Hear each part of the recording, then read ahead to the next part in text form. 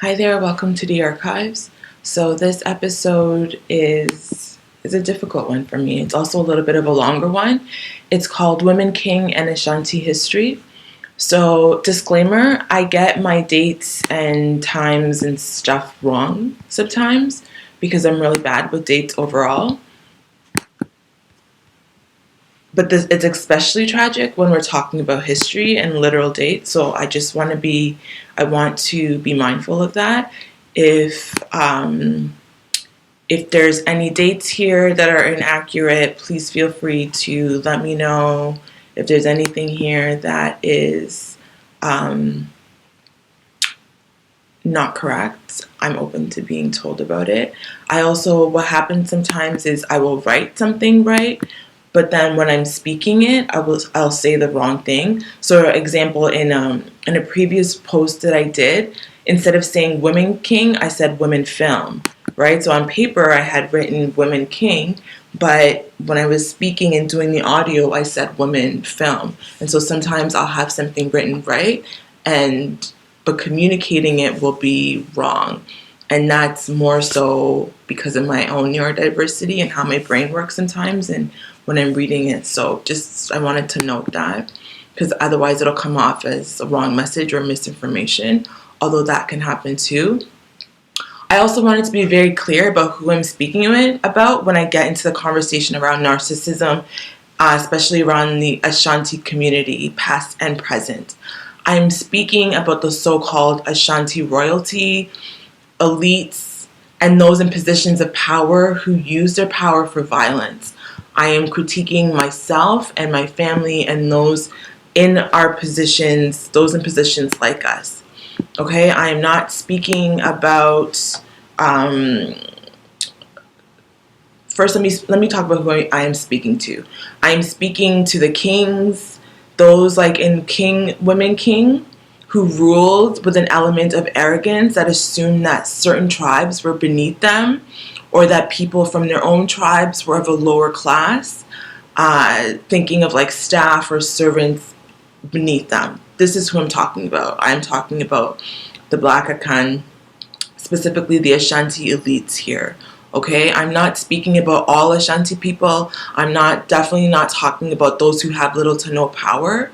I'm not speaking about the everyday village person. I'm not talking about the everyday farmer or servant. The context here is looking specifically at the upper class and those who still maintain power. Okay? Lastly, please understand that I'm working with words and concepts like narcissism, masculinity, femininity, etc. that I actually don't like and that I find are very limiting.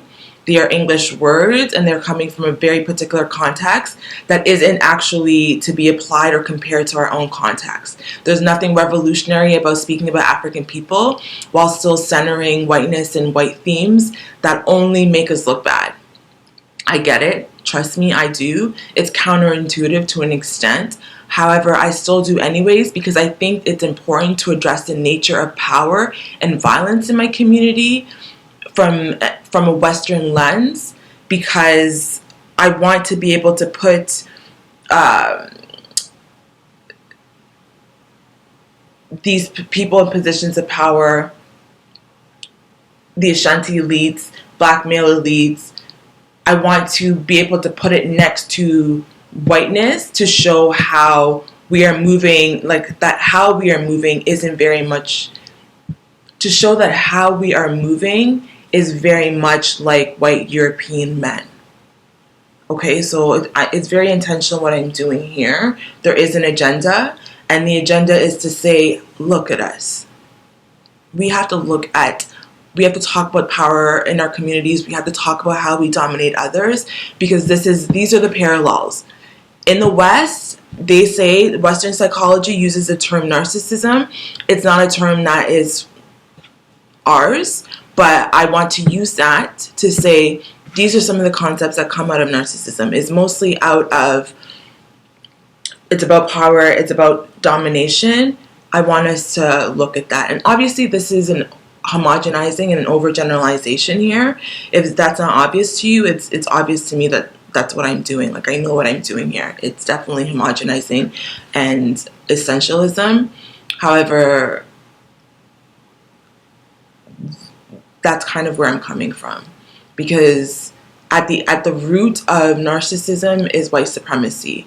And if I'm saying that we have to look at the narcissism in us, what I'm essentially asking us to look at are some of those white supremacist ideologies, thoughts, ways of being that we've adopted. And that's not to say that we weren't like that before, because as you see in the film, we had issues, okay? We definitely had some issues pre-contact, but when we made contact, there's certain things that just became heightened that were not okay, including power and domination. So here in the West, narcissism is a word that's used. To me, anyone is of any gender can be a narcissist. I think of narcissism as somebody who feels small about themselves, who senses a level of powerlessness within and uses that lack to control others. They feel small even when they have power and are powerful, right? Don't get the two confused. You can still have a lot of power and feel very small. And in feeling small, we need to in feeling small, we need to make others feel small to make ourselves feel grandiose. Okay, and I say ourselves here because I'm critiquing myself in this episode. So don't think that I'm separating myself from it, even though I am, because this is also very gendered. I'm also speaking to the men in the community. But again, it's all about exerting power and domination through violent and abusive means. Power here, I'm using a definition that I've seen online, as harm that is repeated, as harm that an abuse that happens repeatedly. So it's not just like a one-time thing. It's not about hurt feelings. It's about continuously hurting somebody over and over and over and over. That is what I mean by abuse here. The idea of narcissism is all about power. I'm going to say it again, specifically power abuse and power imbalance. It's a conversation about how we negotiate shame maladaptively, meaning that we're not working with shame in the right ways. We're using it counterintuitively, which is kind of what I'm doing here. So, yeah. That's what I wanted to say before. Now I'm going to get into the actual blog. So this movie, I watched Woman King. The movies in many ways helped me to make sense of my paternal side and maybe even my maternal side. I come from women like Viola Davis's character. While this story is made up and fictional, it is based on a lot of actual West African history. The Dahomey Empire is in what is now known as modern-day Mali. They've ruled West Africa for a very long time once, but so did the Ashantis, which are my people. These next few blogs are about the rulers, the Ashanti rulers specifically, not those who ruled. I want to make that very clear, okay?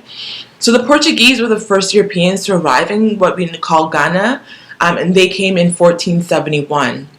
Later, others came, the Dutch came, the Danes came, the British, the Germans. They would all set up bases along the coastal regions of Ghana by 1685. Ghana is situated, if you don't know, it's in West Africa. It's situated in between Togo and Ivory Coast, and then Burkina Faso is to the north, and then to the south the shorelines that lead to the Gulf of Guinea, which eventually feeds into the Atlantic Ocean. So there's an estimated 29.46 million people in the region. Likely that has gone up. So I draw primarily from Robert Egerton and Pashington Obeng in this piece when I'm talking about my history, okay? So Robert Egerton says that as early as 18 AD, the ancient kingdom of what we now call Ghana ruled much of West Africa before it collapsed and eventually disappeared sometime in the middle of the 13th century. So Egerton says that at the time, the capital of the region was called Kumbi Saleh, and comprised of roughly 15,000 people. The empire was opulent, like you see in Woman King. We're talking about, I'm thinking about doing a class analysis later because a lot of this is about class, and I keep thinking at that time, did poor Ashantis, did the everyday Ashanti, did they want to eat the rich? So there's definitely a class analysis that needs to be done, and perhaps I'll do that in an episode, although I'm doing that here. But I digress. So our wealth and our riches astonish the Europeans, right? Often when we think about Africa, we think about poverty. We think about it as a dark continent. You see UNICEF or other marketing where there's like those starving children with bloated bellies and flies flying all over. Our Ghana, the Ashanti Kingdom, it was opulent. Like, it shocked white people when they first came. Arab traders called it the land of gold. That's how much gold we had. For this reason, the region was called the Gold Coast by the Portuguese, who, when they first came here, they were so impressed by the flecks of gold that sparkled in the streams. So Ghana, before it was called Ghana, was called the Gold Coast, which the Portuguese named it that because we had so much gold. Like, you would just find gold floating in the rivers and the streams. Egerton writes, most of these men wore heavy silks that were thrown over their left shoulder, like Roman togas. We called it intuma. So if you see the men wearing intuma, it goes over their one shoulder. They displayed so much gold and silver that the British visitors continued to be dazzled. This is a quote by Egerton, who I believe is a white man. Some were ornamental lumps of gold attached to their wrists that were so heavy that they had to be supported by boy attendants. When they were invited to dine with the king and members of the court, they were first served what they refer to as a relish sufficient for an army. And this consisted of soups, stews, plantain, yams, rice, wine, spirits, oranges, and every fruit. Next, dinner was served on a large table with 4 scarlet umbrellas. Again, this is somebody's account from back then. The plates were gold, the knives, the forks, the spoons were silver. The table held an entire pig, roasted ducks, chickens, stews, vegetables, and fruits, accompanied by port and Madeira wine, gin, and Dutch cordials served in glasses. Again, an Englishman said of the place, "We never saw a dinner more handsomely served and never ate better." So again, we're thinking, especially with the Queen just passing away, if we're thinking about the British, you see all the crowns and all of this jewelry and the riches. They had never seen such riches before when they came to Ghana. And most of that ended up being stolen and brought to Europe. But that's a whole nother conversation. This is why a lot of people are asking for museums to give back a lot of our things. There were so many different things that were stolen. And when we say that a lot of these things is what built European countries, people don't understand that. This is where a lot of these riches came from. In any case, these are the men I'm speaking about when I talk about narcissism later, okay? I'm talking specifically about the type of African man who would who even care to impress the Europeans just to show off for external validation and acceptance. Those are the types that's the Ashanti men I'm talking about. The ones who felt that they needed to just show off and just be glamorous and really just, that's what I'm talking about, okay? So the Ashanti people, we come from what is known as the Akan group. So Akan is a larger like umbrella if you want to think of it. And according to Pashantin Obeng, the Akan group, we form 2/3 of the population in Ghana, and we occupy the greater part of southern Ghana. So he says that Akans are not located only in Ghana, but also in Ivory Coast. So the Akans include the Ashantis, Fante, Bron, Achim, Akwapim, Akwamu, Kwahu, Awin, Awasa, Asin, Gentra, and Seshi, if I'm not sure if I'm saying these right, and Adanse. So there's a whole lot of different tribes that make up what we call the Akan today, and the Ashantis is just one of them. That my maternal side is Ashanti. I was born in Kumasi, and then my paternal side is from Brongafo, so they're Brong. And then within our groups, there's a lot of similarities between our linguistics and our cultures. So Ghanaian mythology has it that the Ashanti people, we rose out of the earth in the deep forest zones. So we are originally forest people because Kumasi was once primarily all forest. Pashantin Obeng says that Precisely when the Ashantis migrated to Kumasi region is not clear to historians. However, what was recorded is that towards the end of the 17th century, the leader of the Ashanti people at the time was called Nana Osei Tutu, and they brought a number of smaller chiefdoms together by conquest. So it was in 1701, Nana Osei Tutu founded Kumasi, which is a capital city of the region where I was born. So between the 17th and 19th century, the Ashantis were a symbol of power and authority in Ghana. Again, this Robert Egerton says that most of the conquest was driven by Nana Osei Tutu, his successor, who was Nana Opokuware. So a lot of the domination, a lot of the conquest, according to them, was Opokuware, who came into power after Osei Tutu died in 1719. Okay? So Opokuware ruled for 31 years, this is what I read, and that led to the expansion of the empire through domination using war and slavery.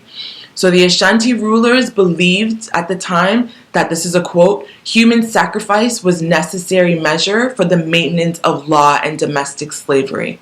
And so there was this assumption that any egalitarianism undermined the pillars of Ashanti society at the time. And this is what Passionting Obeng says, and that's on page 110. So that's really disappointing to me. I love to tell myself that I come from a people who live peacefully under egalitarianism, where we were all equal, like in some native communities here or in other places in Africa, but that's not the case for Ashantis. We are very much so rooted in a lot of hierarchy. There were those who were above, and then there were those who were seen as below. In other places like India, for instance, they have the caste system, right? So that's the understanding that people are ordered hierarchically. In Ashanti Kingdom, and there was something similar like that. So Obeng goes on to say that the 19th century socioeconomics, that life really depended heavily on the use of slave labor. That's not something that we often talk about. Slavery is often framed in the context of the transatlantic slave trade, but I was told indentured slavery is different than slavery that we know it. But in any case, slaves came from the northern region and were exchanged for gold. So Obeng says that people were brought from non-Ashanti states to work in Ashanti mines and land, and those who were taken as prisoners of war were also used for their labor. These slaves were used to mine gold. They were used to farm the lands of the rich. They worked as house servants and operated as bodyguards. Obeng argues that the most prominent families in Kumasi had slaves who cleared bushes, planted crops, and served their owners as house slaves and bodyguards. Owning slaves was such a symbol of prestige that during official gatherings, officials displayed the number of slaves that they had to show their wealth. So my own father told me when I was in Ghana in 2019 that we had once owned slaves, that my paternal side had once owned slaves, which makes sense to me based on our socioeconomic status as kings. Again, and when I say like women king, very much so reminded me a lot of my paternal side, even though I don't know much. I'm not exaggerating. If you can look at Ghanaian history, you can ask Ghanaian community. If you know my family, they'll tell you. But on my paternal side especially, we do come from chiefs and kings and that kind of a class. And so it would make sense to me that they had owned servants. But what struck me was this idea that it was something that was in the past, because Ghanaian society still very much so has that breakdown between the rich and the poor, right? I was being told that we had slaves in the past, while in the present, we had two houseboys that were sleeping on the floor, on mats, on the floor. When our house was majority of the time empty and there's over 10 bedrooms with beds. And I had to remind my father, this is not who we are. But I had to also remember that to him, this is who we are. That's what he knows. I don't know that side. To me, I will critique this because that's not right. You can't have people sleeping on the floor when there's over 10 beds in the house. That is not right. This is the narcissism I'm talking about. This idea that we are higher than people, we are better than others. To me, it's absolutely fucking disgusting. Excuse my language. But this is the narcissism I'm talking about, and I will call it out, even if people get mad, because it's not okay. We cannot treat people like that. We have to assess that. It's not normal to have people sleeping on the floor on a cot while you have beds.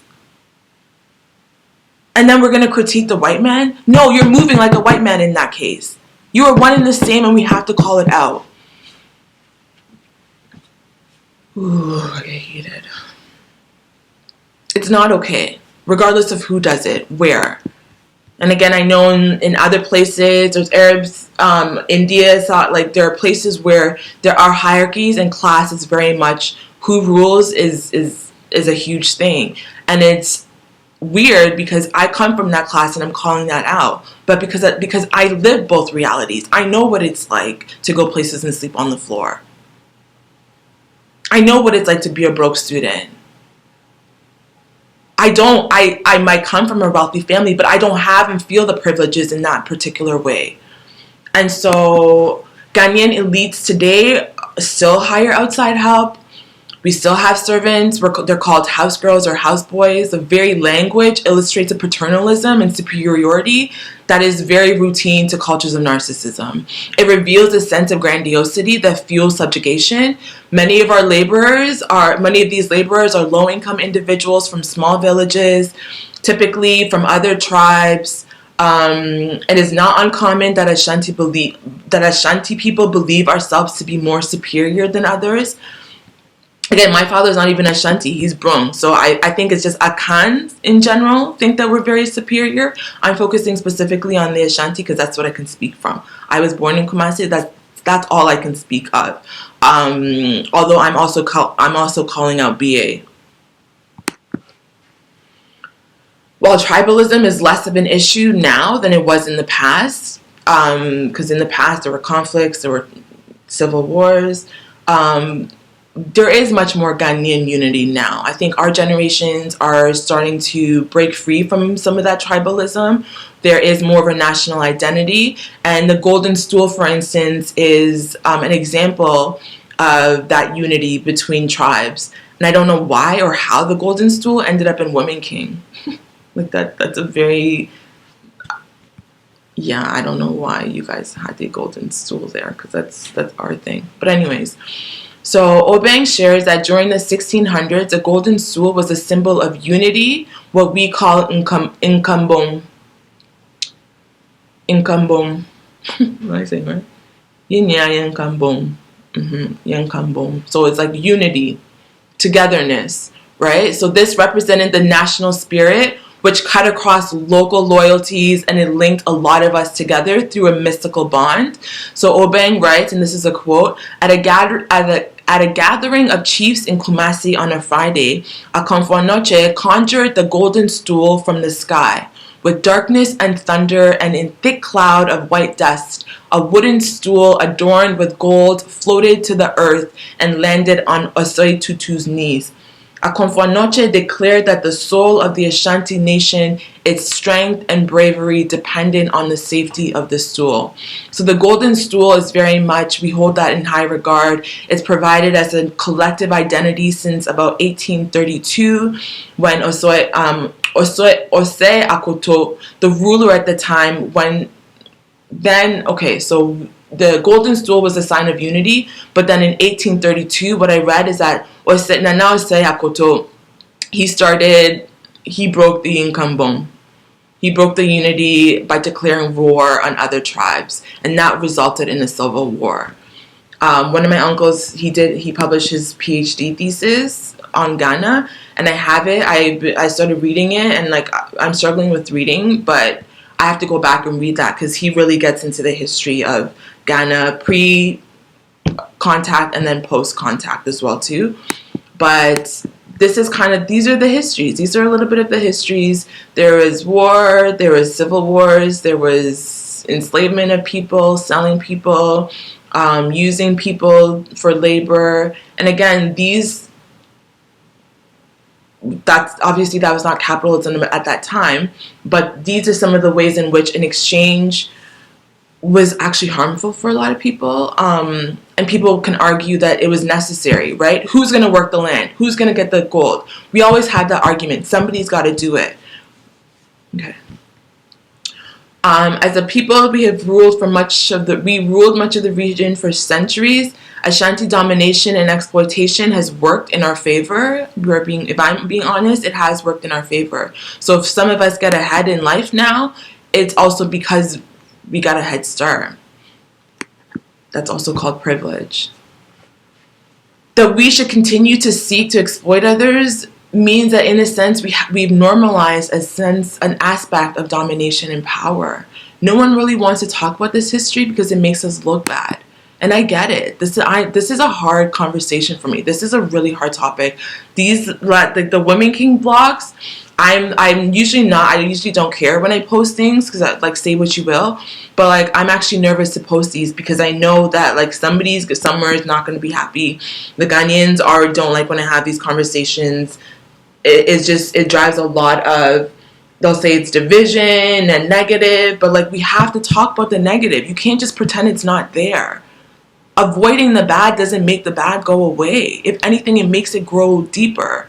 We become more bad and we don't even know that we're becoming bad because we don't think we're bad. We're moving around like the white European men, and we don't think so because we don't see anything wrong with it. We don't see how we've been colonized. We don't see how we've been domesticated. And so we continue to do and treat each other awful, but we refuse to talk about what is driving that. How do you change if you're not willing to address the thing that's causing you to become that way? It doesn't make no sense.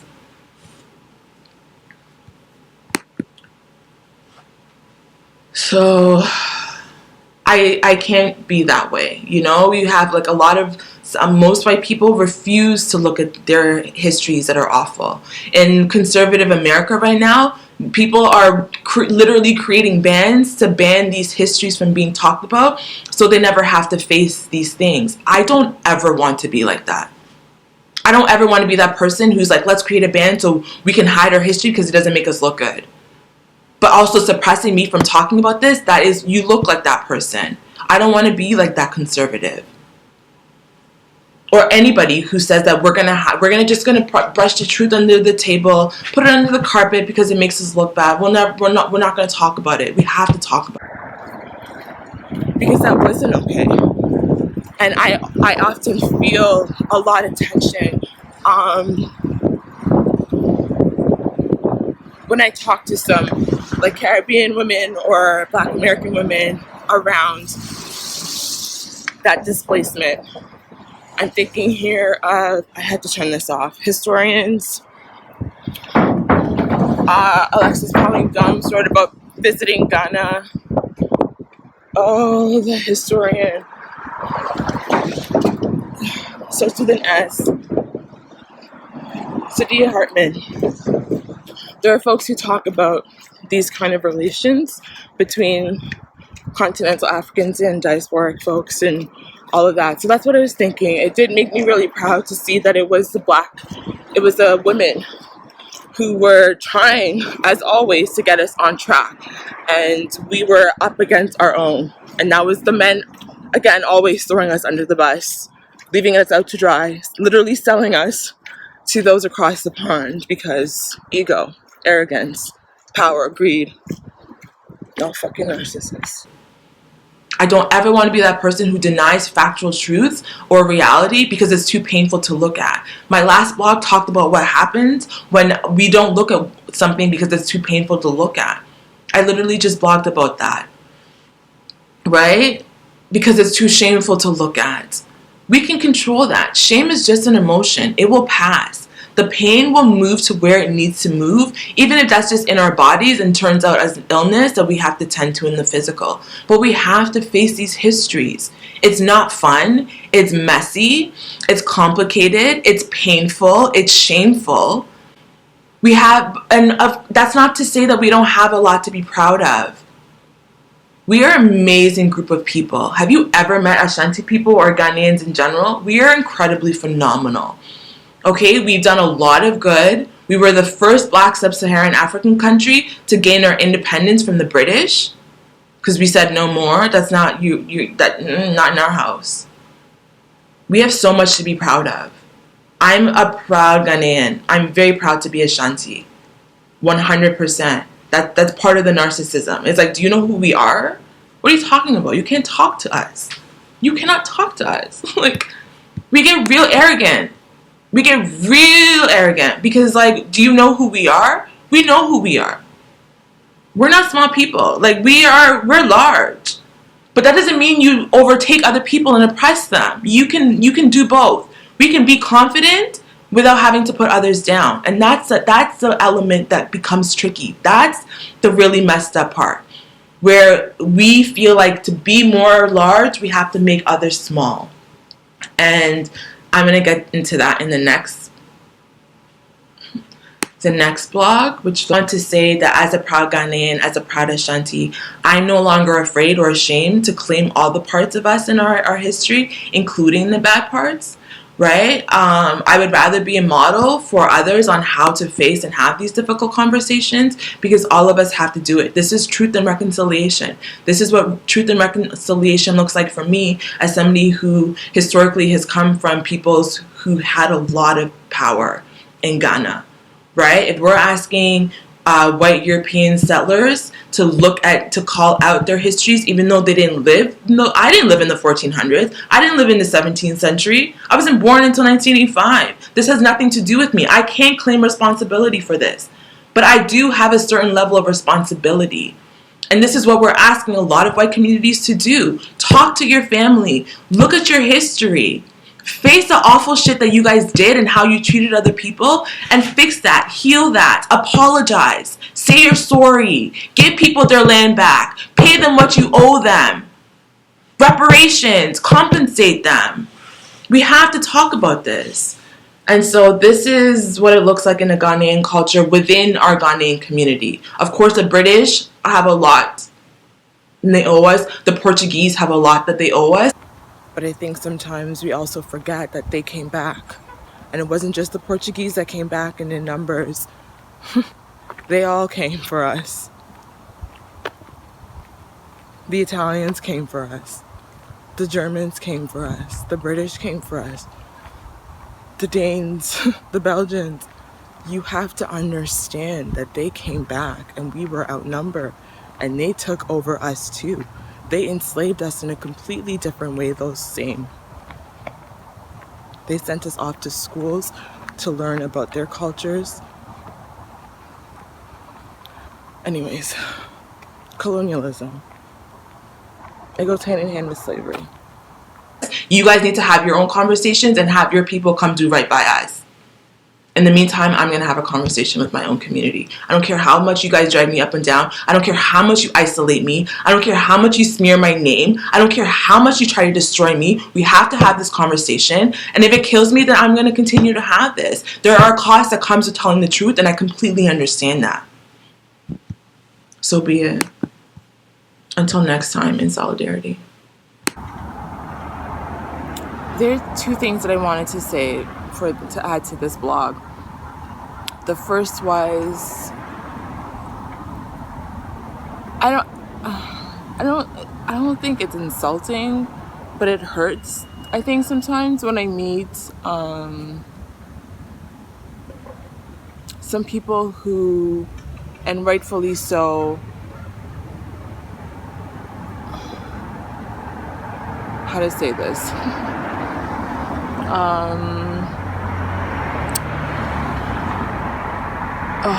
It's a hard conversation. These are really difficult conversations for me to have. Women King has brought up a lot. And I'm thinking right now specifically around the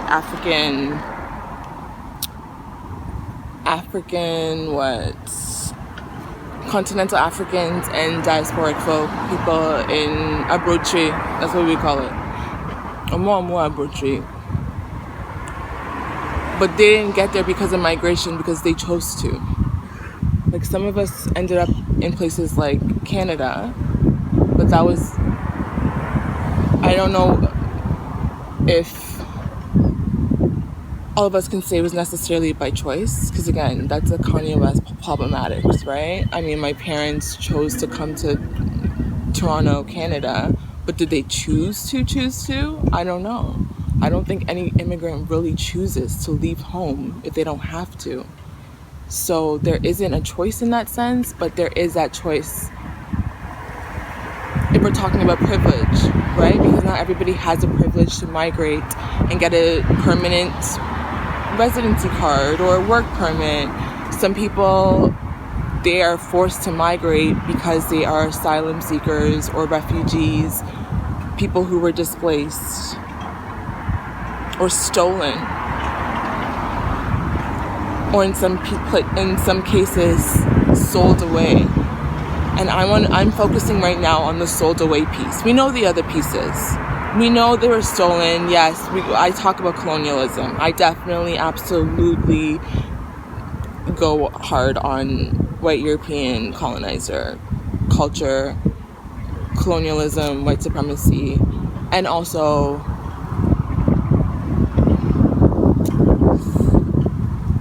some of us thought it was a good idea to collaborate, do business with, trade. It was a trade. It was an exchange. We chose, and I'm speaking to those African tribes, African royal kings, queens, titifo, that's what we would say, titifono. Of course you have to respect your elders in our culture, but at the same time, whoever was responsible for that that's dirty. That's dirty. You do not sell your own.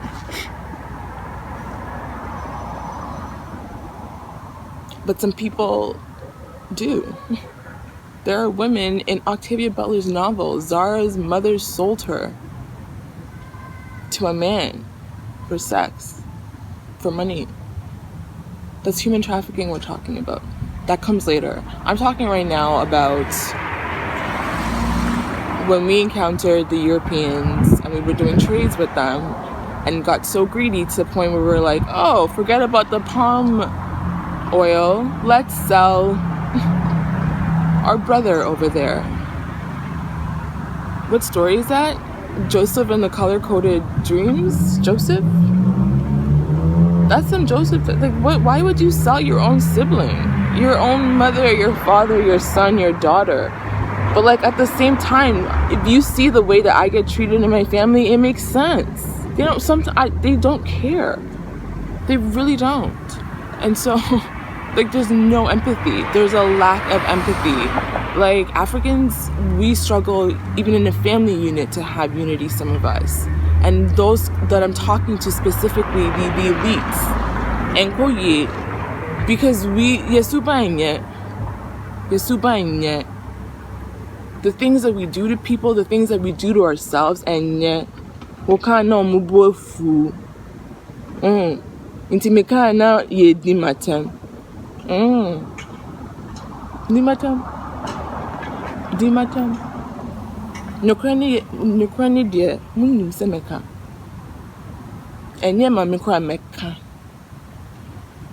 That's not, and is that a Christo for life? That's a Catholic life. God said, I am the way, the truth, and the light. Do right. Tell the truth. Be good to your siblings. We decide we're going to go sell them. And I'm not saying we, because I don't know what my family did. I don't know who are the families specifically that sold people. Who sold? Who do we need to hold accountable for that? If that comes back to me, then that does. And that's probably why they don't like for me to talk about it. No one wants to talk about it. Across any culture, not just ours. We're not the only one that's struggling, I would say. No one wants to talk about it. No one wants to talk about colonialism. You should have seen when the Queen died. No one wanted, like, now it's like nostalgic. We're happy for those times. But these are not happy times. Colonialism was not, those were not happy times. And maybe some were put to pressure, maybe some didn't want to, maybe we were lied to. I was told that we were also lied to. But the thing is, why would you even why would that even be? We still had an issue even before they came. This is the thing. it was so normal to also give people away and to sell them in our culture because we were in the low-key selling each other.